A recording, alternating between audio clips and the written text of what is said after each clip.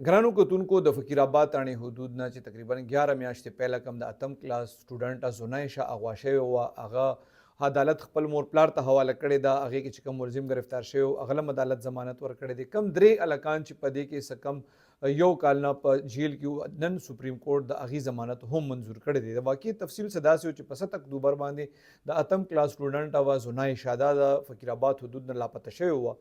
2 ورځې پس په 9 اکتوبر باندې فقیر آباد تاڼې کې بیا د دې پلار اف ای آر درج کړی و چې د لور چې کوم دا هغه اسامه انس او عثمان اغوا کړی دا بیا پولیس په دې کې کاروایی کړې وه دا درې واڼې نیولي دی د هغه وخت نه تر اوسه پورې جیل کې دي د دې کیس پهله دلته روانو بیا سپریم کورټ های کورټ کې روانو او سپریم کورټ ته دی رسېدلی او ضمانت یې نه و شوې تقریبا یوه نیمه میاشت پهله د فقیر آباد تاڼې پولیس کاروایی وکړه او د پنډۍ یو کس اول خان هغه گرفتار کو او د هغه د قبضې نه د زنایشه چې کوم دا ریکور کړه زنایشه سره یو وړه ماشوم هم و هغې بیا په خپل بیان کې وایي چې دا د دې لور ده دا جینۍ بیا دارالمان ته لاړه په خپله خوښه باندې او اول خان چې کوم دی هغه جیل ته تللی یو هفته پهله د هغه هم ضمانت شوی دا درې کسان چې کوم په اوسه پورې په جیل کې